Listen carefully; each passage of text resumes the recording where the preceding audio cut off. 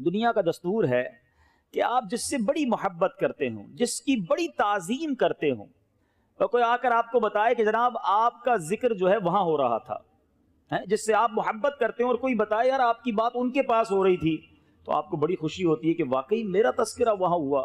ایک ایگزامپل دیتا ہوں، کوئی آپ کو کہے یار آپ کی بات آپ کے پیر صاحب کے پاس ہو رہی تھی، تو کتنی خوشی ہوتی ہے کہ اچھا میرے پیر صاحب کے پاس میرا تذکرہ ہوا، میری بات ہوئی، اچھا بتائیں تو صحیح کیا بات ہوئی، بڑا مزہ آتا ہے۔ بتائیے ایک غلام کے لیے اس سے بڑی سعادت کیا ہے؟ ادھر وہ درود پڑھے، ادھر فرشتہ ہمارا نام بارگاہ رسالت میں پیش کر دے، صرف میرا نہیں میرے والد کا نام بھی پیش کرے، اور ایک بار نہیں، میں جتنی بار درود پاک پڑھوں اتنی بار فرشتہ دربار رسالت میں پیش کرے۔ تو گویا مطلب یہ ہوا کہ بارگاہ رسالت میں حاضری کا ٹکٹ ہے۔ آپ اگر چاہتے ہیں کہ روز میری حاضری لگے، بلکہ ایک دن میں کئی کئی بار حاضری لگے، تو درود پاک اپنا معمول بنا لیجئے۔ سبحان اللہ، خوش نصیب ہیں وہ لوگ جو روزانہ سینکڑوں بار درود پاک پڑھتے ہیں۔ روزانہ ہی نہ جانے کتنی بار بارگاہ رسالت میں تذکرہ ہوتا ہوگا۔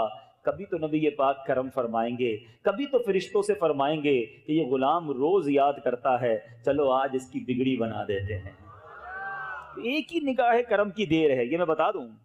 ہو سکتا ہے یہاں پر بہت سارے پریشان، بیمار، قرضدار، ڈیفیکلٹیز میں مبتلا لوگ بیٹھے ہوں گے، یا مجھے بعد میں چینل پر سنیں گے۔ What ever difficulty you have, کوئی بھی پرابلم ہے آپ کے پاس، ہمارے لیے بڑی مشکلیں ہیں، ایک بار سرور کائنات علیہ الصلوۃ والسلام کی نگاہ پڑ گئی نا، ہاں سارے کام سنور جانے ہیں۔ شاعر لکھتے ہیں نا، یاد رکھو اگر اٹھ گئی ایک نظر، یاد رکھو اگر اٹھ گئی ایک نظر، جتنے خالی ہیں سب جام بھر جائیں گے۔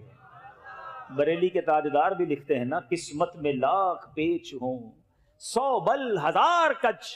لوگ کہتے ہیں یار کوئی مسئلہ ہی حل نہیں ہوتا، جس کام میں ہاتھ ڈالتا ہوں گڑبڑ ہو جاتی ہے، ایک مسئلے سے نکلتا ہوں دوسرے مسئلے میں پھنس جاتا ہوں، پرابلمز ہی پرابلمز ہیں۔ عاشقوں کے امام، امام اہل سنت مولانا شاہ امام احمد رضا خان کیا پیارا سولوشن دیتے ہیں، فرماتے ہیں قسمت میں لاکھ پیچ ہوں 100 بل 1000 کچ، آقا یہ ساری گتھی ایک تیری سیدھی نظر کی ہے۔ ایک نظر پڑھنے کی دیر ہے، ساری گتھیاں سلجھ جانی ہے۔ تو پڑھیے نا درود پاک، کثرت سے پڑھیے، پھر دیکھیں کیسے درود پاک کی برکتیں ملتی ہیں۔ سبحان اللہ۔ صدیق اکبر رضی اللہ عنہ خود فرماتے ہیں کہ پیارے آقا علیہ الصلوۃ والسلام پر درود پاک پڑھنا گناہوں کو ایسا مٹا دیتا ہے، اتنی جلدی مٹا دیتا ہے کہ پانی بھی آگ کو اتنی جلدی نہیں بجھاتا ہے۔ فرماتے ہیں نبی پاک علیہ الصلوۃ والسلام پر سلام بھیجنا غلام آزاد کرنے سے بھی افضل ہے، اتنا بڑا کام ہے۔ تو اے میرے میٹھے اسلامی بھائیوں، ہمیں اپنی زندگی کا معمول بنانا چاہیے، چلتے پھرتے اٹھتے بیٹھتے درود پاک پڑھتے رہا کریں، انشاءاللہ اس کی برکتیں آپ اپنی آنکھوں سے دیکھیں گے۔ آئیے مل کر محبت کے ساتھ بآواز بلند درود پاک پڑھ لیجئے۔ صلو علی الحبیب صلی اللہ تعالی علی محمد صلی اللہ علیہ وسلم۔ میٹھے میٹھے اسلامی بھائیوں، جیسا کہ میں نے ذکر کیا کہ ایک بڑی عظیم، مبارک، اور جس کو آپ کہیں کہ تاریخ اسلام کی ہسٹوریکل پرسنالٹی حضرت صدیق اکبر رضی اللہ تعالی عنہ ہیں۔ حضرت ابوبکر صدیق رضی اللہ تعالی عنہ خلیفہ اول بھی ہیں، عاشق اکبر بھی ہیں، یار غار بھی ہیں، یار مزار بھی ہیں، نبی پاک کے ایسے ساتھی ہیں کہ جب بھی ان کے بارے میں ہم جانتے ہیں، پڑھتے ہیں، ہمارا ایمان تازہ ہو جاتا ہے۔ آپ کا نام شاید بہت سارے یہاں موجود اسلامی بھائیوں کے لیے بھی اور بہت سارے مدنی چینل کے ناظرین کے لیے بھی یہ نئی بات ہوگی کہ اگر میں یہ سوال کر لوں کہ بتائیے آپ کا نام کیا تھا، تو حضرت ابو بکر ان کا نام نہیں ہے۔ ان کی کنیت اتنی پاپولر، اتنی مشہور ہوئی کہ ساری دنیا انہیں ابو بکر کے نام سے جانتی ہے، مگر ابو بکر جو ہے آپ کی کنیت ہے۔ نبی پاک علیہ الصلوۃ والسلام کی اس عظیم ساتھی کا نام عبداللہ ہے۔ عبداللہ آپ کا نام تھا، ابو بکر آپ کی کنیت۔ سب سے پہلے اسلام لانے والی شخصیت مردوں میں حضرت ابو بکر صدیق رضی اللہ تعالی عنہ ہیں۔ اور آپ علیہ الصلوۃ والسلام کے جو القابات مشہور ہوئے، عتیق اور صدیق۔ عتیق کا مطلب ہے آزاد۔ سبحان اللہ، میں اور آپ ساری زندگی دعا کرتے ہیں اللہم اجرنا من النار، کہیے آمین، کہ اللہ ہمیں جہنم کی آگ سے آزاد فرما دے۔ صدیق اکبر رضی اللہ تعالیٰ عنہ کی قسمت پر ہماری جانیں قربان۔ کہ آپ کو نبی پاک نے فرمایا انت عتیکم من النار، اے صدیق تو جہنم کی آگ سے آزاد ہو۔ اس دن سے آپ کا نام عتیق مشہور ہو گیا۔ ایک اور کیسا واقعہ ہوا، بی بی عائشہ صدیقہ رضی اللہ تعالی عنہا فرماتی ہیں، ایک دن میں اپنے گھر میں تھی کہ نبی پاک علیہ الصلوۃ والسلام اور صحابہ کرام ہمارے گھر تشریف لائے۔ میرے اور ان کے درمیان چارپائی رکھی ہوئی تھی۔ اچانک میرے والد گرامی حضرت ابوبکر صدیق رضی اللہ تعالیٰ عنہ ہمارے گھر تشریف لائے تو پیارے آقا نے ان کی طرف دیکھ کر صحابہ سے ارشاد فرمایا، جسے دوزخ سے آزاد شخص کو دیکھنا ہو وہ ابو بکر کو دیکھ لے۔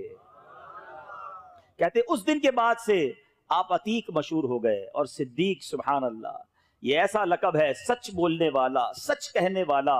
ایک اور اس کے معنی یہ بیان کیے جاتے ہیں کہ صداقت اور سچائی کی تصدیق کرنے والے۔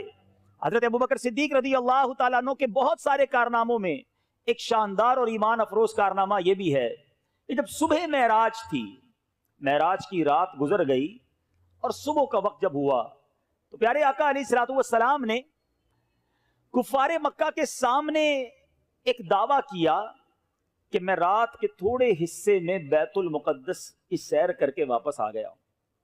بہت بڑا آج کانسیپٹ بھی کلیئر ہو جائے گا، بہت بڑی غلط فہمی بھی بہت سارے یہاں موجود اسلامی بھائیوں کی، یہ جو وسوسے پیدا کرتے ہیں ان کی بھی کلیئر ہو جائے گی۔ کہ کچھ لوگ یہ کہتے ہیں جناب یہ معراج کا جو واقعہ تھا یہ خواب میں ہوا تھا، یہ جسمانی طور پر نبی پاک بیت المقدس تشریف نہیں لے گئے تھے، آسمانوں پر پیارے آقا جسمانی طور پر نہیں گئے تھے۔ اچھا بڑا آسان سا اس کا لاجیکلی جواب دے دیتا ہوں، یاد رکھیے گا تو مسئلہ حل ہو جائے گا۔ ایک مثال پہلے دیتا ہوں پھر جواب دے دیتا ہوں۔ آپ کا بیٹا صبح اٹھے اور آپ سے کہے چھوٹا بھائی آپ کا بیٹا کہ ابو جان رات خواب میں امریکہ بھی گیا، اس کے بعد لندن گیا، پھر جناب گھومتے گھومتے لاہور بھی گیا اور آنکھ کھلی تو اپنے بستر پر تھا، تو آپ کیا کہیں گے کہ بیٹا کوئی بات نہیں، خواب میں تو سارے ہی گھومتے رہتے ہیں، یہ کوئی نئی بات نہیں ہے، اس میں کوئی پریشانی کی بات تو نہیں۔ خواب میں اگر کوئی کہے تو ہم کہیں گے ٹھیک ہے خواب میں ہو سکتا ہے۔ اگر نبی پاک علیہ الصلوۃ والسلام نے معراج کی رات گزار کر کفار مکہ کے سامنے یہی دعویٰ کیا تھا کہ میں خواب میں بیت المقدس گیا تو کسی کو کیا پرابلم ہو سکتی تھی، مگر وہاں تو شور ڈال دیا گیا، ایک زبردست مخالفت کی فضا قائم کر دی گئی۔ ابو جہل اتنا شاطر اور عیار تھا کہ اس نے نبی پاک علیہ الصلوۃ والسلام سے عرض کی کہ حضور آپ نے جو ابھی کہا ہے کہ آپ بیت المقدس ہو کر آئے ہیں، میں مزید کچھ لوگ جمع کرتا ہوں، کیا ان کے سامنے بھی آپ یہ دعویٰ کر دیں گے؟ پیارے آقا علیہ الصلوۃ والسلام نے فرمایا ہاں میں ان کے سامنے بھی کہہ دوں گا۔ اس نے اور لوگوں کو جمع کیا، دیکھو یہ محمد عربی صلی اللہ تعالی علیہ وسلم کیا فرما رہے ہیں۔ نبی پاک نے ان کے سامنے بھی یہی دعویٰ کیا کہ میں رات تھوڑے حصے میں بیت المقدس سے ہو کر آیا ہوں، آسمانوں کی سیر کی ہے۔ اب جناب ہنسی مذاق معاذ اللہ گستاخانہ رویہ اپنایا گیا۔ میں آپ سے پوچھتا ہوں کہ اگر میرے آقا نے یہ فرمایا تھا کہ میں خواب میں ہو کر آیا ہوں تو پھر اعتراض کی گنجائش تو تھی نہیں نا۔ یہ اعتراض بتا رہا ہے، یہ مخالفت بتا رہی ہے، یہ آرگیومنٹ بتا رہے ہیں کہ نبی پاک کا دعویٰ یہی تھا کہ میں جسمانی طور پر بیت المقدس گیا اور وہاں سے واپس آ گیا ہوں۔ تو بات کلیئر ہو گئی۔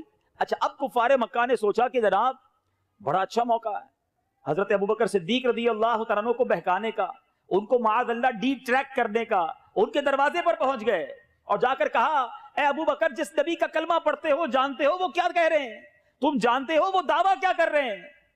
کہا میرے آقا کیا فرما رہے ہیں؟ کہا وہ کہتے ہیں کہ رات کے تھوڑے حصے میں بیت المقدس سے مسجد اقصی سے ہو کر آ گئے ہیں۔ چلے بچے بیٹھے ہیں، نوجوان بیٹھے ہیں، ہو سکتا ہے یہ سوچ رہے ہوں کہ رات کے تھوڑے حصے میں تو ہم بھی لانڈی سے واپس آ سکتے ہیں، تو یہ بیت المقدس سے ہو کر آنا کیا مشکل تھا؟ مکہ پاک سے مسجد اقصی کا اس زمانے میں سفر 1 مہینے کی راہ تھی، 1 مہینے کا سفر تھا، کیونکہ گھوڑے اور اونٹ جاتے تھے تو 1 مہینے جانے کا راستہ تھا، 1 مہینے واپس آنے کا راستہ تھا، گویا 60 دن کا سفر تھا۔ اور پیارے آقا کا دعویٰ یہ تھا، ارشاد یہ تھا کہ میں رات ہی رات ہو کر آ گیا ہوں۔ سیدنا ابوبکر صدیق سے کہا کہ آپ جانتے ہیں جس نبی کا آپ کلمہ پڑھتے وہ کیا کہہ رہے ہیں؟ تو آپ نے فرمایا بتاؤ کیا کہہ رہے ہیں؟ کہا وہ کہتے ہیں رات کے تھوڑے حصے میں بیت المقدس سے ہو کر آ گیا ہوں۔ کہا واقعی میرے آقا ایسا کہتے ہیں؟ کہا ہاں وہ ایسا ہی فرما رہے ہیں۔ کہا نبی پاک فرما رہے ہیں تو سچ فرما رہے ہیں، میرے آقا نے فرمایا ہے تو سچ فرمایا ہے، میں اس کی تصدیق کرتا ہوں۔ وہ ہکے بکے رہ گئے کفار مکہ کے، اے ابو بکر تم ایسی عجیب بات کی تصدیق کر رہے ہو؟ اللہ اکبر، وہ تاریخی جواب ارشاد فرمایا۔ آپ فرماتے ہیں میں تو اس سے بھی بڑی بڑی باتوں کی تصدیق کرتا ہوں، میرے آقا مجھے آسمانوں کی خبریں دیتے ہیں۔ نبی پاک فرماتے ہیں کہ آسمان سے جبریل امین آئے ہیں، قرآن پاک کی آیتیں لے کر آئے ہیں۔ ارے جب میں جبریل کے آنے پر یقین رکھتا ہوں، قرآن کے نزول پر یقین رکھتا ہوں، یہ تو اس سے چھوٹی خبر ہے، میرے آقا جو فرماتے ہیں میں اس پر یقین رکھتا ہوں۔ اللہ اکبر۔ میرے میٹھے اسلامی بھائیوں، بڑی باریک سی بات کہہ کر آگے نکل جاؤں گا۔ حضرت ابوبکر صدیق رضی اللہ تعالیٰ عنہ کا ایٹیٹیوڈ کیا تھا؟ نبی پاک کا فرمان سنا، لبیک کہا، آقا کی شان سنی، دل میں مسرت آ گئی۔ ابو جہل اور اس کے ساتھیوں کا ایٹیٹیوڈ کیا تھا، ان کا رویہ کیا تھا؟ شان مصطفیٰ سنی، پریشان ہو گئے، مذاق اڑانے لگے، لاجکس ڈھونڈنے لگے۔ آج بھی شب معراج آتی ہے، ساری دنیا میں آپ کو دو قسم کے لوگ نظر آئیں گے، ایک خوشی منانے والے، ایک جھومنے والے، ایک نبی پاک کی شان پر خوش ہونے والے۔ کچھ کنفیوز لوگ بھی نظر آئیں گے، وہ اپنا کام کر رہے ہیں، ہم اپنا کام کرتے رہیں گے۔ رہے گا یوں ہی ان کا چرچا، رہے گا یوں ہی ان کا چرچا رہے گا، پڑے خاک ہو جائیں جل جانے والے۔ تو اے میرے بیچے اسلامی بھائیوں، صدیق اکبر رضی اللہ تعالیٰ عنہ کی شان کیا نرالی شان ہے۔ آپ رضی اللہ تعالیٰ عنہ کی زندگی کی 3 بڑی خواہشیں۔ اللہ اکبر۔ آج ہم سے کوئی پوچھے کہ بتاؤ تمہاری زندگی کی سب سے بڑی خواہش کیا ہے، تو شاید کوئی کہے گا جناب گلشن اقبال میں رہتا ہوں، تمنا یہ ہے کہ ڈیفنس میں گھر بن جائے، موٹر سائیکل پر گھومتا ہوں، اچھی سی چمچماتی گاڑی مل جائے، کبھی یورپ اور امریکہ گیا نہیں، وہاں کا ویزا لگ جائے تو وہ بھی زندگی میں ایک بار دیکھ ہی لوں۔ ایسی کچھ خواہشیں ہوں گی۔ آؤ عاشق اکبر کی خواہشیں سنو، ان کی تمنا کیا تھی، ان کی ڈیزائرز کیا تھی۔ صدیق اکبر رضی اللہ تعالیٰ عنہ فرماتے میری 3 خواہشیں ہیں۔ آپ فرماتے پہلی تمنا النظر الیک، دوسری تمنا وانفاق مال علیک، تیسری تمنا والجلوس بین یدیک۔ کہتے پہلی تمنا یہ ہے کہ پیارے آقا کا دیدار ہی کرتا رہوں، دوسری تمنا یہ ہے اپنا مال اپنے آقا کی بارگاہ میں خرچ کرتا رہوں، اور تیسری تمنا یہ ہے کہ نبی پاک کے قدموں ہی میں حاضر رہوں، ان کی صحبت میں ہی وقت گزرتا رہے۔ یعنی غور کیجئے ان تمام خواہشات کا محور کیا تھا، مرکز کیا تھا۔ میں اور آپ شعر پڑھتے اور سنتے ہیں، صدیق اکبر کی زندگی گویا اس شعر کا مصداق دی کہ میرے تو آپ ہی سب کچھ ہے رحمت عالم، میرے تو آپ ہی سب کچھ ہے رحمت عالم، میں جی رہا ہوں زمانے میں آپ ہی کے لیے، آقا تمہاری یاد کو کیسے نہ زندگی سمجھوں، یہی تو ایک سہارا ہے زندگی کے لیے۔ آپ کی زندگی کا مقصد ہی ایک تھا، اور دیکھو پھر اللہ نے اپنے اس نیک بندے کی خواہشیں پوری کیسے فرمائیں۔ النظر الیک، آپ کو دیکھتا رہوں، یہ پہلی خواہش۔ ساری زندگی تو دیدار کرتے ہی رہے، مگر جو غار سور میں دیدار ملا، ذرا سوچو تو صحیح، نبی پاک گود میں آرام فرما ہے۔ علماء بڑی پیاری بات لکھتے ہیں، فرماتے ہیں جو عبادت صدیق اکبر نے غار سور میں اس وقت کی کہ جب جمال یار ان کی زانوں پر تھا، ان کی گود میں تھا، کائنات میں کوئی اور ایسی عبادت اس وقت نہیں کر رہا تھا۔ ون اینڈ اونلی حضرت ابوبکر صدیق نے ایسا دیدار کیا جو کسی اور نے نہیں کیا۔ اور کبھی غور تو کرو، جب کوئی گود میں ہو تو کیسے رخسار دیکھے ہوں گے، کیسے ہونٹ دیکھے ہوں گے، کیسے پلکیں دیکھی ہوں گی۔ ارے دیدار بھی کیا تو کیسا کیا۔ دوسری تمنا وانفاق مالی علیک، یا رسول اللہ میں آپ کی ذات پر اپنا مال خرچ کرتا رہوں۔ کیسا خرچ کیا؟ ایک بار نہیں، ایک سے زائد بار صدیق اکبر رضی اللہ تعالیٰ عنہ نے اپنا سب کچھ نبی پاک کے قدموں پر قربان کر دیا۔ اور پھر والجلوس بین یدیک، تیسری تمنا کیا تھی کہ آقا کے پاس حاضر رہوں۔ ارے ساری زندگی تو حاضر رہے۔ شاید بہت سو کو یہ نہیں پتا کہ صدیق اکبر رضی اللہ تعالیٰ عنہ نبی پاک کا ساتھ کب سے ہے۔ جب آقا کی عمر مبارک 20 سال تھی، اعلان نبوت تو نبی پاک نے 40 سال کی عمر میں کیا نا۔ پیارے آقا علیہ الصلوۃ والسلام کی عمر مبارک جب 20 سال تھی، اس وقت صدیق اکبر رضی اللہ عنہ کی عمر 18 سال تھی۔ 2-2.5 سال کا عمر میں فرق ہے۔ اس وقت سے نبی پاک کے دوست ہیں، اس وقت سے پیارے آقا کے ساتھ ہیں۔ اور میرے میٹھے اسلامی بھائیوں، زندگی میں تو ساتھ رہے، آج سنہری جالیوں میں بھی آقا کے ساتھ ہیں۔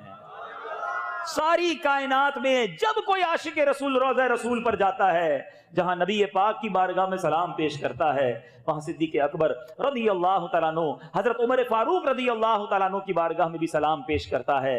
کیا مرتبہ پایا!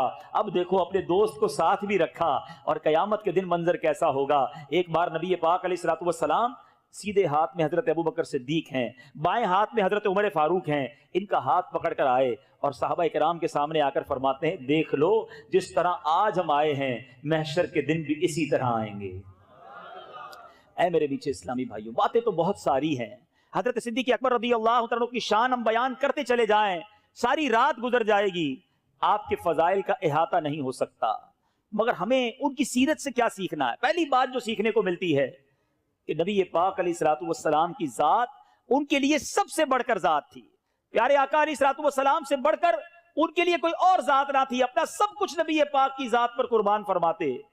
اب میں اور آپ دیکھیں کہ ہم پیارے آقا علیہ الصلوۃ والسلام سے کتنی محبت کرتے ہیں۔ نعرہ تو بہت خوبصورت ہے، غلامی رسول میں موت بھی قبول ہے، بہت پیارا نعرہ ہے، لیکن کیا یہ صرف نعرہ ہے یا پریکٹیکل بھی ہے؟ صدیق اکبر نے تو جان بھی لٹائی نا۔ میں بات اگر غار ثور کی کروں گا تو بہت طویل ہو جائے گی۔ انگوٹھے پر سانپ نے ڈسی لیا تھا نا، موت قبول کر لی تھی نا غلامی رسول میں، ہیں مال بھی قربان کیا نا غزوہ تبوک کے موقع پر، انہوں نے تو ہر چیز قربان کی۔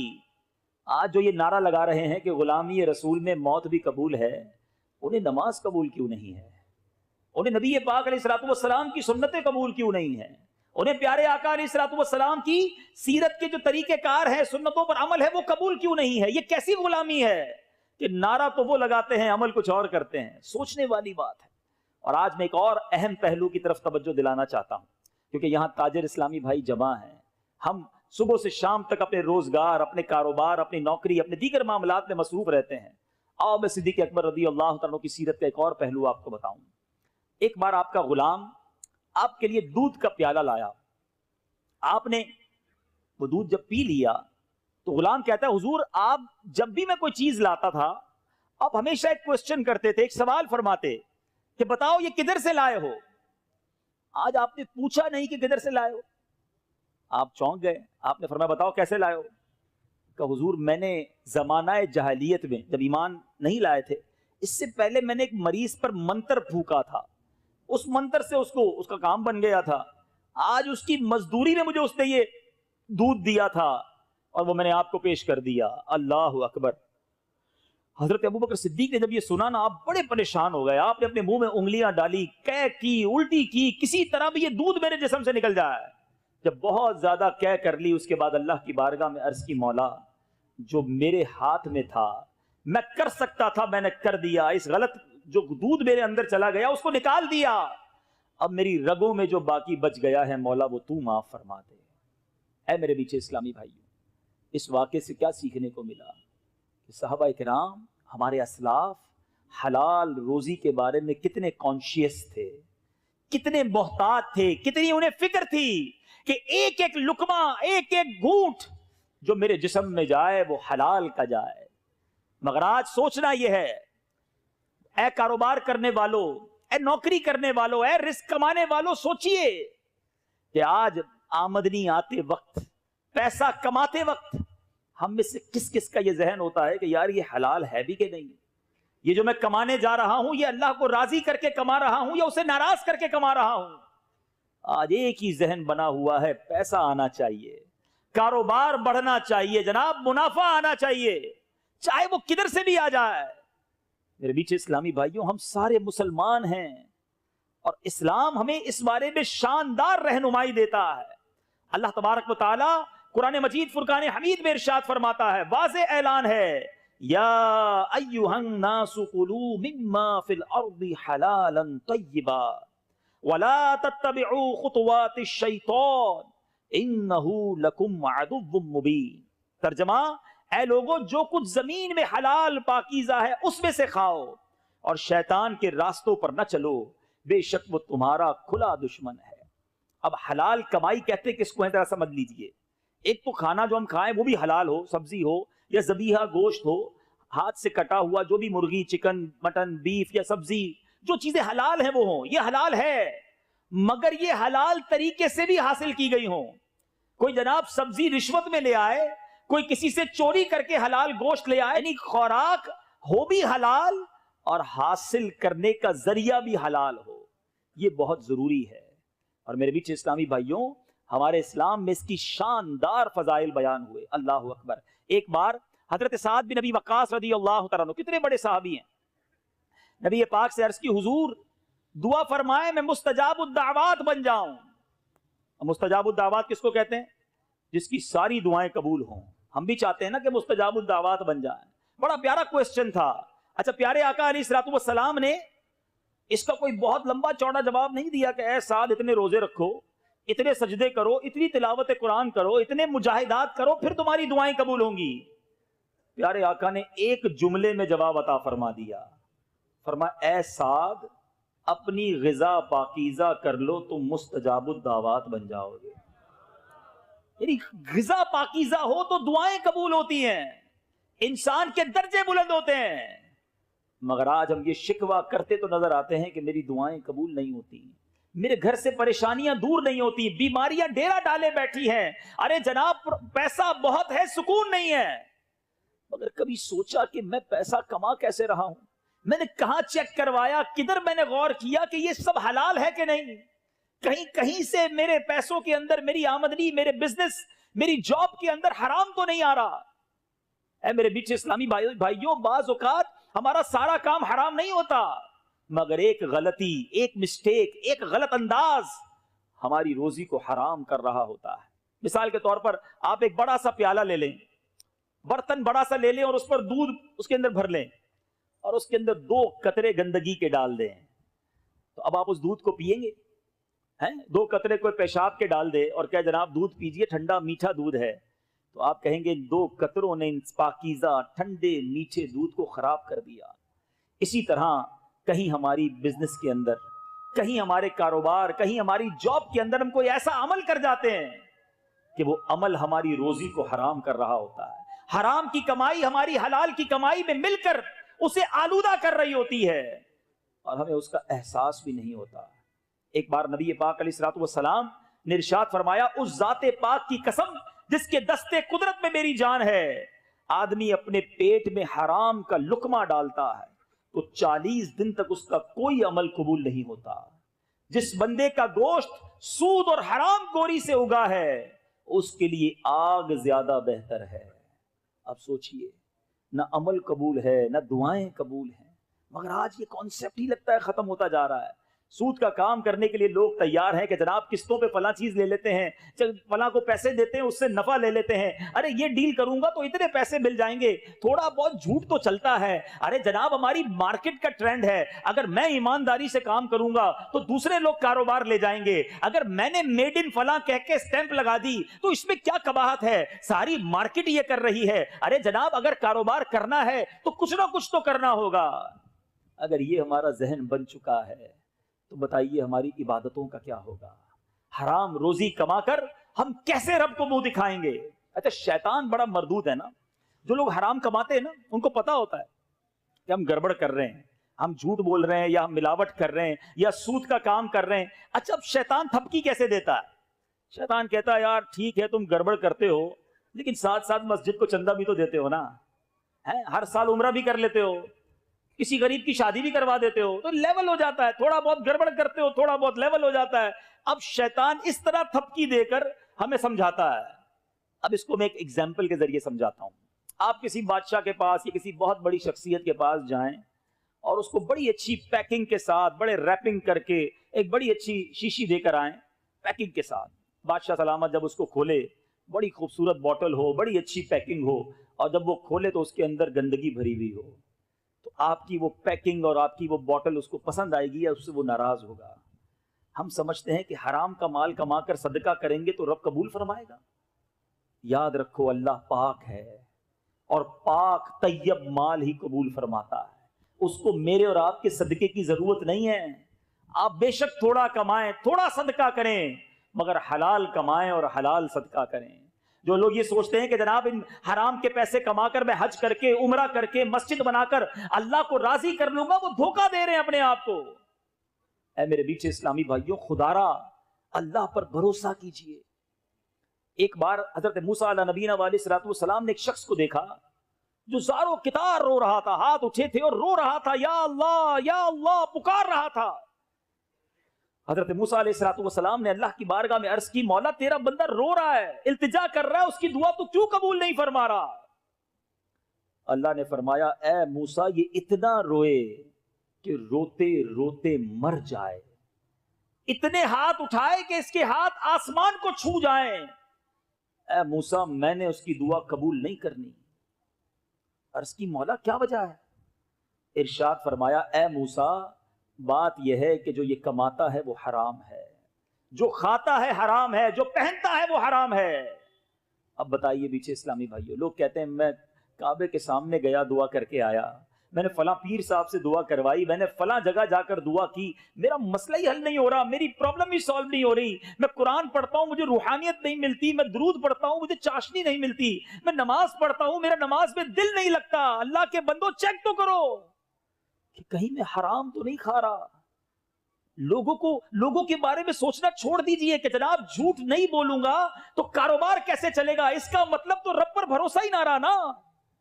ایک جملہ بچپن سے کہتے آ رہے ہیں، دانے دانے پہ لکھا ہے کھانے والے کا نام، لیکن کیا صرف زبان سے کہیں گے، دل سے اطمینان نہیں؟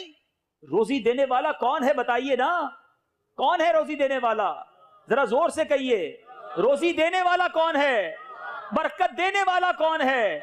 جب دینے والا رب ہے میں اسی کو ناراض کر رہا ہوں۔ اصل میں پتہ ہے حرام کی طرف بندہ کیوں جاتا ہے؟ اس کی بڑی وجہ کیا ہے؟ انسان حرام کی طرف اس لیے جاتا ہے کہ اس پر رب کا جو بھروسہ ہے نا وہ کمزور ہو جاتا ہے، توکل ختم ہو جاتا ہے۔ وہ سمجھتا ہے اگر میں ایسا نہیں کروں گا تو روزی نہیں ملے گی، اگر میں جھوٹ نہیں بولوں گا تو کاروبار نہیں چلے گا، میں ملاوٹ نہیں کروں گا تو آگے نہیں بڑھ سکتا، ساری زندگی چھوٹے گھر میں ہی رہوں گا، اگر بنگلہ بنانا ہے، اگر گاڑی لینی ہے، اگر آگے بڑھنا ہے تو جناب غلط کام کرنا ہی پڑے گا۔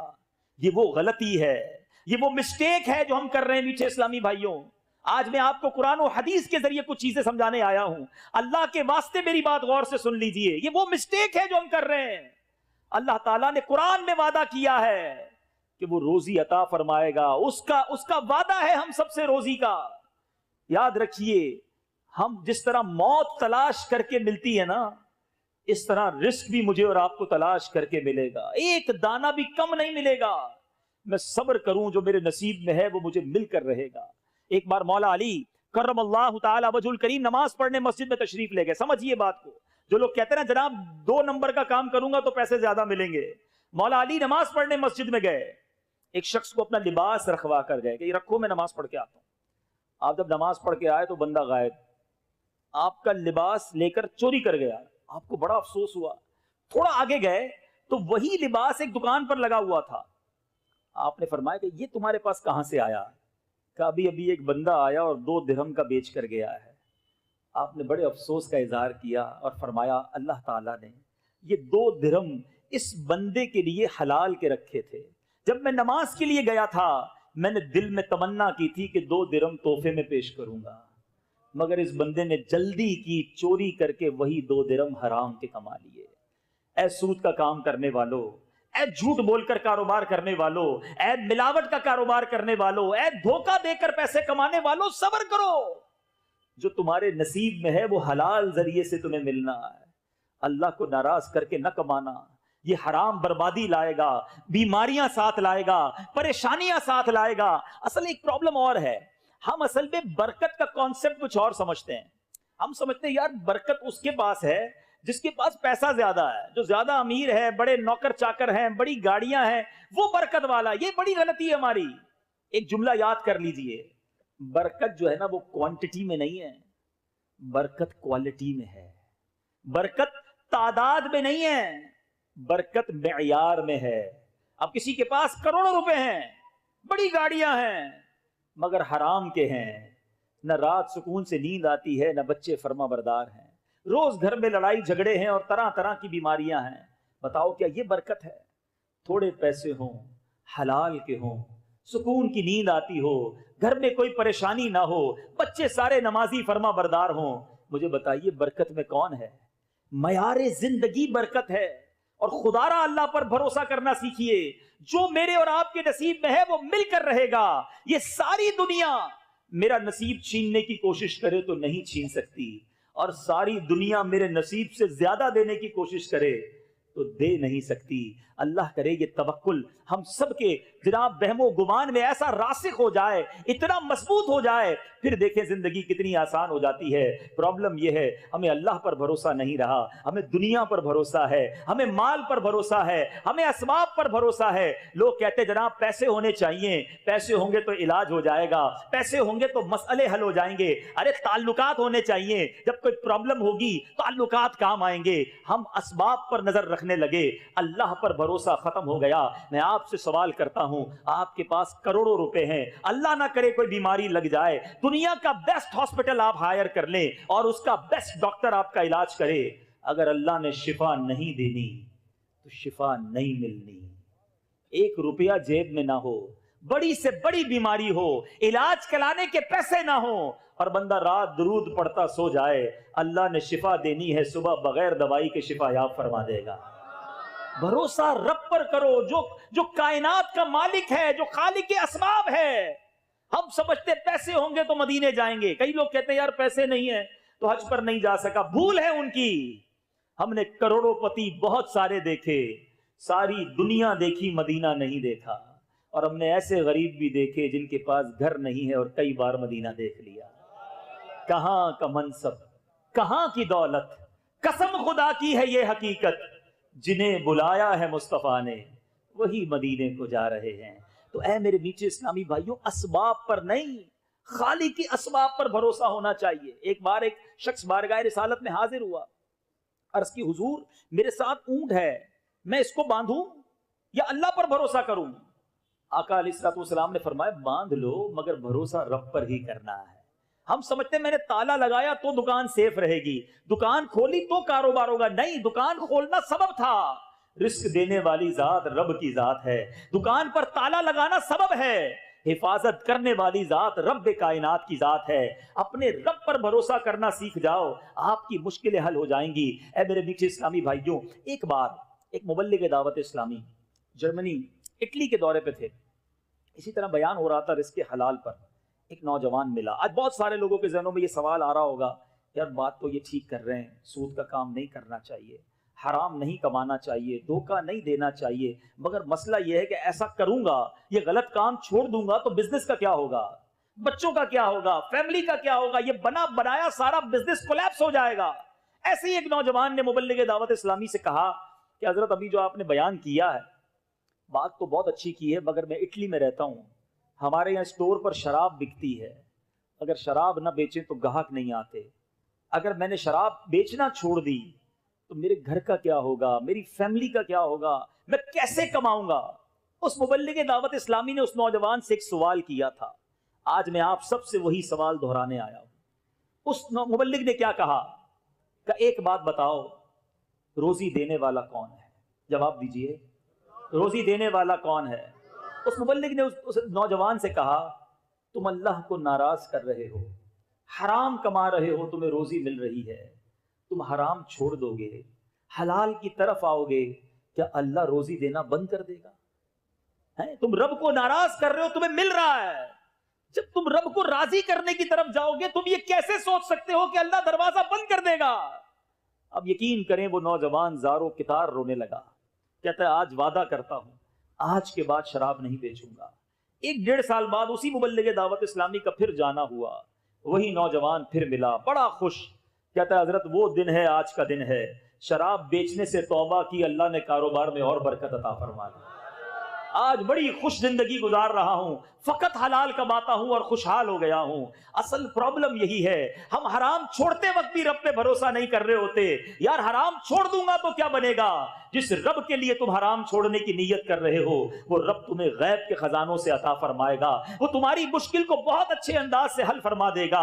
اے میرے میٹھے اسلامی بھائیوں, اور یہ میں نہیں کہہ رہا, اللہ تبارک و تعالی نے خود قرآن مجید میں وعدہ فرمایا ہے. میں قرآن پاک کی وہ آیت پیش کرنے جا رہا ہوں جو بہت سارے کانسیپٹس کو کلیئر بھی کرے گی, ہماری پریشانیاں بھی انشاءاللہ دور ہوں گی. بعض اوقات ہم سمجھتے ہیں کہ یار بات تو ٹھیک ہے لیکن اتنا سارا قرضہ ہو گیا ہے, ساری زندگی نوکری کرتا رہوں پھر بھی شاید یہ قرضہ نہیں اترے گا، اتنی بڑی مصیبت آ گئی ہے، یہ حل کیسے ہوگی؟ نیچے اسلامی بھائیوں، مصیبت میرے اور آپ کے لیے بڑی ہے نا، اللہ کے لیے تو نہیں ہے۔ مجھے لگ رہا ہے بڑا پہاڑ ہے، بڑی مصیبت ہے، یہ حل ہی نہیں ہو سکتا، میں اس بھنور سے، میں اس مشکل سے کیسے نکلوں گا؟ اے میرے بیچے اسلامی بھائیوں، ایک بار اللہ کو پکار کے دیکھو، ایک بار اپنے رب سے دوستی کر کے دیکھو، ایک بار اس کی بارگاہ میں سر جھکا کر دیکھو۔ مسئلہ یہ ہے ہمیں سب پر بھروسہ ہے، ہمیں اپنے رب پر بھروسہ نہیں۔ اللہ قرآن میں کیا وعدہ فرما رہا ہے ذرا سنیے گا۔ رب عز و جل ارشاد فرماتا ہے وَمَن يَتَّقِ اللَّهَ يَجْعَل لَّهُ مَخْرَجًا، اللہ فرماتا ہے جو اللہ سے ڈرے اللہ تعالیٰ اس کے لیے نجات کی راہ نکال دے گا، راستہ نکلے گا۔ اور آگے فرمایا وَيَرْزُقْهُ مِنْ حَيْثُ لَا يَحْتَسِبُ، اللہ ادھر سے روزی دے گا جدھر سے تمہارا گمان بھی نہیں جاتا، گمان بھی نہیں ہوگا، ادھر سے روزی ملنا شروع ہو جائے گی۔ اور یہ کئی بزرگ بیٹھے ان سے پوچھئے، ایسا ہوا ہے زندگی میں کہ کئی بار ایسے پھنسے کاروبار میں، ایسا چکر چلا کہ لگا سب چلا جائے گا، گھر بھی چلا جائے گا، گاڑی بھی چلی جائے گی، بزنس سب چلا جائے گا، لیکن پھر ایسا چکر گھومتا ہے، ایسی غیبی مدد آتی ہے کہ سارے کام سدھرنا شروع ہو جاتے ہیں۔ کیسے ہوا؟ میری عقل تو کہتی تھی نہیں ہو سکے گا۔ وَيَرْزُقْهُ مِنْ حَيْثُ لَا يَحْتَسِبُ، اللہ ادھر سے روزی دے گا جدھر تمہارا گمان بھی نہیں جاتا۔ آگے فرمایا وَمَن يَتَوَکَّلْ عَلَى اللَّهِ فَهُوَ حَسْبُهُ، جو اللہ پر بھروسہ کرے اللہ اس کے لیے کافی ہے۔ اے میرے بیچے اسلامی بھائی، خدا را ہم سب آج ایک ذہن لے کر جائیں، کچھ بھی ہو جائے مجھے حرام نہیں کمانا، مجھے اللہ کو ناراض نہیں کرنا، مجھے رب کو راضی کرنا ہے، وہ انشاءاللہ میرے سارے کام سدھار دے گا۔ وہ خالق کائنات ہے، ان اللہ علی کل شیء قدیر، وہ ہر چاہے پر قدرت رکھتا ہے۔ لیکن ہم اللہ پر بھروسہ کرنا سیکھ جائیں۔ آپ یقین کریں جس دن آپ کی میری کیفیت یہ بن گئی نا، اس دن آپ اپنی آنکھوں سے دیکھیں گے، قدرت کا نظارہ دیکھیں گے کہ آپ کے مسائل کیسے حل ہو رہے ہیں۔ جب اللہ کی بارگاہ میں سر جھکے گا، جب اسی کو پکارا جائے گا، جب اس سے سچی محبت ہو جائے گی، اس کی ناراضگی سے ڈر لگے گا کہ نہیں مجھے اپنے رب کو ناراض نہیں کرنا، پھر آپ دیکھیں آپ کے لیے کیسے راہیں کھلتی ہیں۔ اللہ نے قرآن میں وعدہ کیا ہے، پیارے آقا علیہ الصلوۃ والسلام فرماتے ہیں تم ایسا، حدیث پاک کا مضمون ہے، تم اللہ پر بھروسہ کرو جیسا بھروسہ کرنے کا حق ہے، تو وہ رب کریم تمہیں ایسے روزی دے گا جیسے پرندوں کو رزق عطا فرماتا ہے۔ سارے پرندے صبح خالی پیٹ جاتے ہیں، شام آتے ہیں تو سب کو چارہ مل چکا ہوتا ہے۔ کبھی دیکھا ہے آپ نے کسی گھونسلے کے اندر کوئی کبڈ بنی ہوئی ہو، پرندہ شام کے لیے سنبھال کر رکھے؟ کسی پرندے، کسی جانور کو آپ نے نہیں دیکھا ہوگا کہ دوپہر کھائے تو رات کی فکر کرے، اسے پتا ہے جس رب نے دوپہر کو کھلایا ہے وہی رات کو بھی کھلائے گا۔ بقرہ عید میں ہم کرتے ہیں نا، جانور پالتے ہیں، بکرے کو یا گائے کو چارہ دیتے ہیں۔ کبھی دیکھا آپ نے دوپہر کو ہم نے چارہ کھلایا اور اس کے بعد اس نے پیر سے ٹوکری اپنے پاس رکھ لی کہ رات کو کیا کھاؤں گا؟ اس کو کوئی فکر نہیں ہوتی ہے۔ یہ انسان ہی ہے جس کے فریج بھی بھرے ہوتے ہیں، کبڈز بھی بھری ہوتی ہیں، جیب میں بھی پیسے ہوتے ہیں، پھر بھی سکون نہیں ہوتا کہ آگے کیا ہوگا، اگلے مہینے کیا ہوگا، بچوں کا کیا ہوگا، 5 سال بعد کیا ہوگا۔ اللہ کے بندے، رزق کا وعدہ رب کا ہے، اس کی فکر چھوڑ دے، مغفرت کا وعدہ نہیں ہے، اس کی فکر شروع کر دے۔ گارنٹی نہیں ہے ہم میں سے کون بخشا جائے گا، مگر اس کی کسی کو فکر نہیں۔ ڈاکٹر کے پاس کبھی بیٹھ کر دیکھیے گا، بہت سارے بلڈ پریشر کے اور بے سکونی کے لوگ آئیں گے، حضور بڑی ٹینشن ہے، بلڈ پریشر ہو گیا، شوگر ہو گئی، ٹینشن کیا ہے؟ کاروبار کا۔ کوئی ایک بندہ ڈاکٹر کے پاس نہیں آتا کہ اس ٹینشن میں نیند نہیں آتی کہ بخشا جاؤں گا کہ نہیں بخشا جاؤں گا، قبر جنت کا باغ بنے گی کہ نہیں۔ ارے جس چیز کی فکر کرنے کی حاجت تھی وہ چھوڑ دیا، اور جس کی فکر کی حاجت نہیں تھی ہم اس کی فکروں میں لگ گئے۔ توکل کیجئے، بھروسہ کیجئے۔ ہمارے بزرگان دین اپنے بچوں کو کیسے توکل سکھاتے تھے؟ ہم تو آج سے بچے کو اینٹی توکل بناتے ہیں کہ بیٹا دیکھو مال ہوگا تو زمانے میں ترقی کرو گے، پیسے ہوں گے تو آگے بڑھو گے۔ ارے بچے کو یہ سکھائیں اللہ راضی ہوگا تو دنیا بھی اچھی ہو جائے گی، آخرت بھی اچھی ہو جائے گی۔ حضرت احمد بن حرب، تذکرۃ الاولیاء میں یہ واقعہ موجود ہے۔ حضرت احمد بن حرب رحمۃ اللہ تعالی علیہ، انہوں نے اپنے بچے کو کیسے ٹرین کیا۔ اپنے بچے کو کہتے بیٹا دیکھو جب بھی کھانا کھانا ہونا، ایک سوراخ ہے، اس سوراخ کے پاس روزانہ جانا اور جا کر دعا کرنا، یا اللہ کھانا دیتے، یا اللہ کھانا دیتے۔ اور اپنی زوجہ سے فرمایا کہ جب بیٹا دوپہر کو دعا کرے پیچھے سے کھانا رکھ دینا، رات کو بھی اسی طرح کھانا رکھ دینا، تاکہ اس کی پریکٹس ہو، یہ اللہ سے مانگے، اس کو اندازہ ہو جائے کہ رب روزی دینے والا ہے۔ یہ روز ایسا ہی ہوتا، وہ دعا کرتا، آپ کی زوجہ کھانا رکھ دیتی، رات کو دعا کرتا پھر کھانا رکھ دیتی، کنٹینیو چلتا رہا معاملہ۔ کچھ عرصے کے بعد وہ دعا کرنے کا وقت آ گیا، آپ کی زوجہ کہیں مصروف ہو گئی، بھول گئی، اچانک یاد آیا کہ ارے یہ تو بچے کے کھانے کا ٹائم تھا، دوڑتی بھی گئی تو دیکھا وہ بچہ اپنے کھانے میں مصروف ہے، بڑے اچھے اچھے کھانے کھا رہا ہے۔ تو آپ کی زوجہ نے کہا بیٹا کھانا کدھر سے آیا؟ کہا ماں جی روز اللہ کی طرف سے آتا تھا، آج بھی اللہ نے دیا ہے۔ وہ پریشان ہو گئی، حضرت احمد بن حرب رحمۃ اللہ تعالی کے پاس آئیں کہ حضور کمال ہو گیا، آج میں کھانا دینے میں تاخیر ہو گئی، لیٹ ہو گئی، اور اس کو کھانا پہلے سے ہی مل گیا۔ حضرت احمد فرماتے ہیں کہ میں اسی دن کے انتظار میں تھا، اب تم نے کھانا نہیں دینا، اب اللہ کی طرف سے روز اسے عطا کر دیا جائے گا۔ یہ وہ کنیکشن تھا جو ہمارے بزرگ اللہ سے بناتے تھے، اور آج ہم شروع سے ہی اپنے آپ کو بھی اور بچوں کو رب سے دور کر رہے ہیں۔ ایسا نہ کیجیے، اللہ سے دوستی کیجیے، اور یقین رکھیے جب بھی حرام روزی سامنے آئے، ایک بڑی اچھی ڈیل آتی ہے سامنے، یار بڑا منافع ہے، بڑا زبردست نفع ہے، ارے تھوڑے دنوں میں پیسے ڈبل ہو جائیں گے، اس وقت کیوں کوسچن مارک پہلا ذہن میں نہیں آتا کہ حلال ہے یا حرام ہے؟ ڈبل نہیں، 100 گنا ہو جائیں، میں تھوکوں گا بھی نہیں ایسے پیسے پر جو حرام ہو، جو روزی مجھے جہنم میں لے جائے وہ میرے کس کام کی ہے؟ آج ہم اس حالت میں آ گئے ہیں۔ میرا یہ بیان بعد میں اسلامی بہنیں گھر کی خواتین سنیں گی، میں ان کے آگے بھی ہاتھ جوڑتا ہوں، کیونکہ حدیث پاک سنانے جا رہا ہوں۔ میرے آقا علیہ الصلوۃ والسلام فرماتے ہیں، جس کا مضمون ہے ایک زمانہ ایسا آئے گا کہ بندہ اپنے گھر والوں کے ہاتھوں ہلاک ہوگا، بیوی بچے نہیں ہوں گے تو ماں باپ کے ہاتھوں ہلاک ہوگا، ماں باپ نہیں ہوں گے تو رشتہ داروں کے ہاتھوں ہلاک ہوگا۔ عرض کی گئی حضور کوئی اپنے گھر والوں کے ہاتھوں بھی ہلاک ہوتا ہے، اس کی کیا وجہ ہے؟ آقا علیہ الصلوۃ والسلام نے دیکھو 1450 سال پہلے فرما دیا کہ گھر والے اسے آر دلائیں گے، اس کی تنگ دستی کی وجہ سے اسے شرم دلائیں گے، اور وہ گھر والوں کو راضی کرنے کے لیے حرام کمانے میں لگ جائے گا۔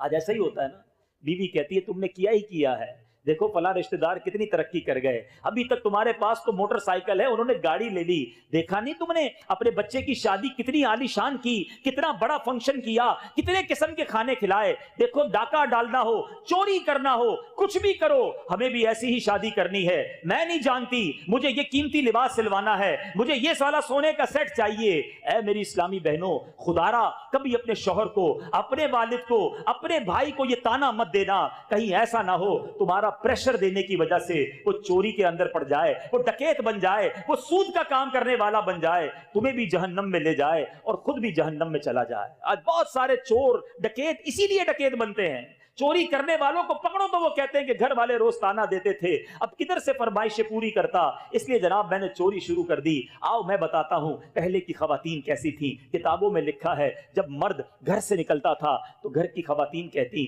دیکھو ہم تھوڑے رزق پر راضی ہو جائیں گے مگر خدا کے لیے حرام کما کر مت لانا، ہم جہنم کی آگ میں نہیں جا سکیں گے۔ اللہ اکبر، یہ تھی خواتین پہلے کی۔ بلکہ میں تو اپنی بہنوں کو ایک اور میسج دینا چاہتا ہوں، جب گھر میں دیکھیں نا اچانک ریل پیل شروع ہو گئی ہے، اچانک اچھی اچھی چیزیں آنے لگی ہیں، پیسہ ہی پیسہ آنے لگ گیا ہے، تو آپ کو خیال رکھنا ہے کہ کہیں آپ کے گھر میں جو مرد کمانے والا ہے وہ کوئی غلط کام کرنے تو نہیں لگ گیا۔ یہ اچانک سے کیسے باہر آ گئی؟ اب جناب آپ بھی خوش ہیں کہ کدھر سے بھی آ رہا ہے، آنے دو، نیا گھر بن گیا، رنگ بھی ہو گیا، گاڑی بھی آ گئی، تھوڑے عرصے بعد شوہر جیل میں چلا گیا۔ اس سے بہتر تھا پہلے الارم بج جاتا، پہلے روک لیا جاتا کہ یہ کدھر سے لا رہے ہو، ہمیں حرام نہیں چاہیے۔ اللہ کرے کہ چاہے ہم مرد ہوں یا ہماری خواتین ہوں، سب کا ایک ذہن بن جائے ہم نے فقط حلال کمانا ہے۔ اپنے بیان کو اختتام کی طرف لاتے ہوئے ایک اور ایمان افروز واقعہ تاکہ مزید یہ خیال راسخ ہو جائے کہ جو میرے نصیب میں ہے مجھے مل کر رہے گا۔ اللہ کرے یقین ایسا ہو جائے کہ کچھ بھی ہو جائے میرے سامنے حرام آئے میں اسے دھتکار دوں، اس سے دور ہو جاؤں۔ ایک بار امام اہل سنت مولانا شاہ امام احمد رضا خان علیہ رحمت الرحمان سے ایک سوال ہوا کہ حضور یہ بتائیے کہ جو یہ لکھا ہے مشہور بات ہے دانے دانے پہ لکھا ہے کھانے والے کا نام، کیا یہ سچی بات ہے؟ اعلیٰ حضرت سے سوال ہوا۔ امام اہل سنت فرماتے ہیں یہ تو بالکل سچ ہے، بلکہ آپ نے ایک اسٹیپ اور آگے بتایا کہ صرف دانے پر نہیں بلکہ دانے کے ہر ذرے پر لکھا ہوتا ہے کہ یہ کس نے کھانا ہے۔ اور آپ نے اس کو مثال سے سمجھایا، مثال کے طور پہ چاول کا اگر آٹا بنا دیا جائے یا گیہوں کا جو آٹا ہوتا ہے، گیہوں تو بڑا ہوتا ہے نا، اب جب آٹا بنے گا تو اس کے بہت سارے ذرے ہو جائیں گے، اس ذروں سے روٹی بنتی ہے۔ اب ایک ہی گیہوں کے ذرے بہت ساری روٹیوں میں جا سکتے ہیں۔ آپ نے فرمایا اب روٹی کے بھی ٹکڑے ہوتے ہیں، آپ نے ایک ٹکڑا کسی کو دیا، ایک آپ نے کھایا، جو ذرہ آپ کے پیٹ میں جانا ہے اعلیٰ حضرت فرماتے اس پر بھی نام لکھا ہوتا ہے۔ پھر آپ نے ایک واقعہ سنایا، فرماتے ہیں بنگلہ دیش کے لوگ جو بنگالی ہوتے ہیں وہ چاول بہت شوق سے کھاتے ہیں. اعلیٰ حضرت نے فرمایا ایک بنگالی تاجر تھا, وہ چاول کھاتا تھا. اس نے ایک بار چاول کھایا, اسے چھینک آئی, ایک چاول کا دانہ اس کے دماغ میں جا کر پھنس گیا. اس نے بڑا علاج کرایا کہ کسی طرح وہ دانہ نکل جائے, بڑی کوشش کی, کسی صورت وہ دانہ نہیں نکلا. چاول کا دانہ ساتھ ہی چپک گیا ایک طرح سے. اب اس نے سوچ لیا اب یہ زندگی میں ساتھ ہی رہے گا, چلو بھائی ٹھیک ہے. کچھ سالوں کے بعد وہ بنگالی تاجر مکہ مکرمہ پہنچا. کعبہ شریف کے جب سامنے پہنچا اسے ایک زوردار چھینک آئی. جیسے ہی چھینک آئی وہی دانہ نکل کر کعبے کے فرش پر مطاف پر گرا. اعلیٰ حضرت لکھتے ہیں ایک کبوتر آیا, آ کر وہ دانہ اٹھا کر لے گیا. فرماتے ہیں اس دانے پر اس کبوتر کا نام لکھا تھا. عرصے تک اسے سنبھالنا پڑا, وہاں پہنچا جس کے لیے جس کا نام لکھا تھا, اور وہ دانہ اس نے کھا لیا. ہمارے ساتھ بھی ہوتا ہے, ہم نکلتے کہیں اور کھانا کھانے ہیں, اچانک کہیں رکتے ہیں اور کسی اور کے گھر پہ بیٹھ کر کھانا کھا لیتے ہیں. پھر خیال آتا ہے کہ یار میرے نوالے یہاں لکھے تھے. کسی کے گھر پہ جانے کا پلان ہی نہیں ہوتا, راستے میں جناب وہاں چلے جاتے ہیں, ادھر چائے پی لیتے ہیں. کیسے پی لیتے ہیں؟ آپ کا نام ادھر لکھا تھا, آپ کی سانسیں وہاں لکھی تھی. یہ یقین کامل کر لو کہ جو میرے نصیب میں ہے وہ مجھے مل کر رہے گا. اللہ پر بھروسہ کر لو, پھر دیکھو انشاءاللہ غیب کے خزانوں سے وہ کیسے عطا فرمائے گا. آج صدیق اکبر رضی اللہ عنہ کی سیرت کے بارے میں سنا ہے. آئیے یہ سیکھ کر جاتے ہیں, یہ یقین لے کر جاتے ہیں کہ انشاءاللہ آج کے بعد حرام روزی کے قریب بھی نہیں جائیں گے. آج ایسی نیت کرو کہ شیطان بھی ادھر سے بھاگ جائے.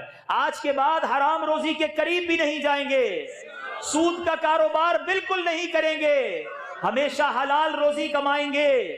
اور سب سے اہم فرض نماز ہے.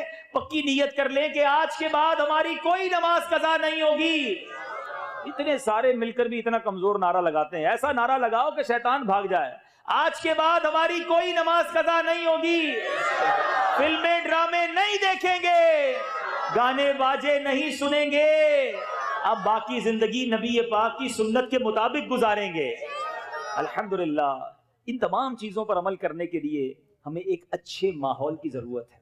حلال روزی کے بارے میں پہلے بھی سنا ہے, نماز کی اہمیت کے بارے میں پہلے بھی ہم سنتے رہے, عشق رسول کیسا ہونا چاہیے بچپن سے سن رہے ہیں. عمل کیسے نصیب ہو؟ عمل جب ہی نصیب ہوگا جب ماحول اچھا ہو جائے گا. ہم اچھے ماحول سے وابستہ ہوں گے تو نیکیاں کرنا آسان ہو جائے گا. دعوت اسلامی کا مدنی ماحول جس نے کئی حرام روزی کمانے والوں کو حرام چھڑوا دیا, کئی سنتوں سے دور لوگوں کو سنتوں کا عامل بنا دیا, کئی شرابیوں کو نمازی بنا دیا. آپ کے سامنے یہ مدنی ماحول ہے. تو آئیے, چاہے آپ تاجر ہیں, چاہے آپ اسٹوڈنٹ ہیں, چاہے آپ جاب کرتے ہیں, واٹ ایور آپ کسی بھی شعبے میں ہیں, آپ کی دعوت اسلامی آپ کو پیغام دیتی ہے کہ آئیے مل کر خود بھی نیکیاں کرتے ہیں اور دوسروں تک بھی نیکیوں کا پیغام پہنچاتے ہیں. مدنی مقصد ہی اتنا خوبصورت امیر اہل سنت نے دے دیا ہے کہ مجھے اپنی اور ساری دنیا کے لوگوں کی اصلاح کی کوشش کرنی ہے. تو ماشاءاللہ جو گلشن اقبال میں رہتے ہیں, آپ تو پڑوسی ہیں فیضان مدینہ کے, آپ کو اندازہ ہے اس وقت عالمی مدنی مرکز فیضان مدینہ کی پوزیشن کیا ہے؟ الحمدللہ چونکہ ہم وہاں ہوتے ہیں, بیرون ملک سے لوگ آتے ہیں جب کراچی, تو وہ کہتے ہیں ہمیں فیضان مدینہ کی زیارت کرنی ہے. آئے دن فیضان مدینہ کی صرف زیارت کرنے کے لیے پاکستان کے مختلف شہروں سے لوگ آتے ہیں کہ یار ہم مدنی چینل پر دیکھتے تھے, اتنا عظیم مرکز ہے, ہم نے اس کی زیارت کرنی ہے, بس ایک نماز ادھر پڑھنی ہے. تو گلشن والے تو فیضان مدینہ کے پڑوسی ہوئے نا. ہر جمعرات اجتماع بھی ہوتا ہے اور ہر ہفتے کی رات مدنی مذاکرہ بھی ہوتا ہے. اور ہفتے کی رات مدنی مذاکرے کی خاص بات یہ ہے, علم دین سیکھنے کو تو ملتا ہی ملتا ہے, اللہ کے ولی کی زیارت بھی نصیب ہو جاتی ہے. تو گلشن والوں ایسا نہ کریں, فیضان مدینہ پابندی سے آئیں, نیت کریں انشاءاللہ پابندی سے ہفتہ وار اجتماع میں اور مدنی مذاکروں میں شرکت کریں گے. اللہ تعالی ہم سب کو عمل کرنے کی توفیق عطا فرمائے.